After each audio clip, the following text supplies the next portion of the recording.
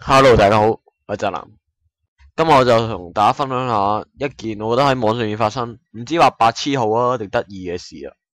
最近韓國嗰邊咧出咗一首叫《Giormi》嘅歌曲啦，美國嗰邊咧都唔執輸喎，佢哋都出咗一個叫咩 Collect Game Song 嘅遊戲，唔可以話遊戲嘅，係一首歌，一邊唱歌一邊用把刀吉自己隻手嘅周圍。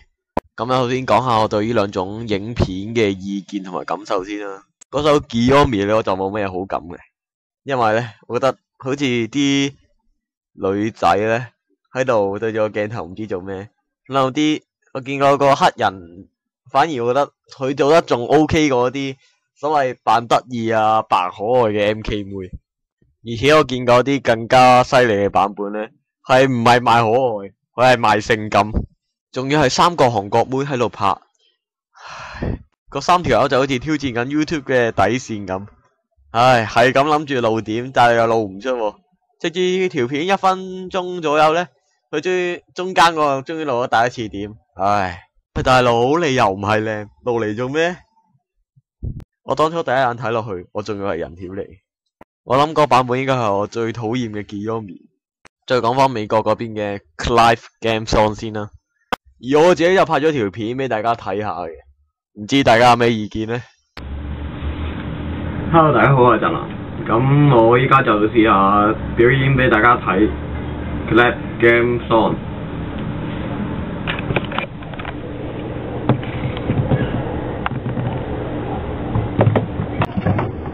嘿，咚咚咚咚。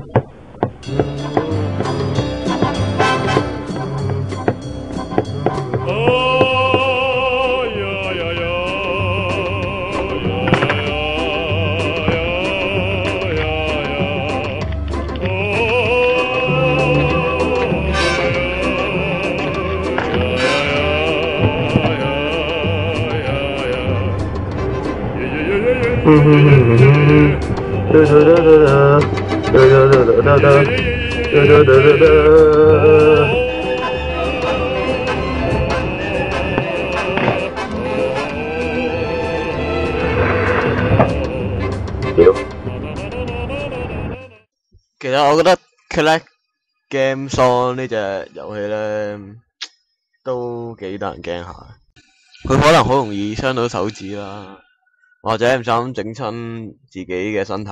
正所謂身體髮膚受之父母，我認為應該珍惜自己嘅身體，唔應該俾佢咁容易整到受傷。所以我覺得大家網上面咁多人應該停止下呢種行為。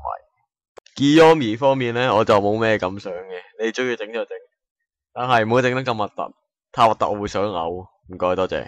最後好多謝大家睇完呢段片，有興趣可以訂閱我呢個頻道或者幫我啲影片點下讚咁好啦。咁今集宅男話就到呢度啦，咁下集見各位。很危險，下秒將地老天荒，當千紙鶴難以伴你飛，就擲向星光，只想可跟你同住天幕裏，流浪太虛，別了地球，留下壯舉。只得你我莫問誰和誰，只需一寸赤地團聚，星海隨便去寄居，足印融在隕石裏。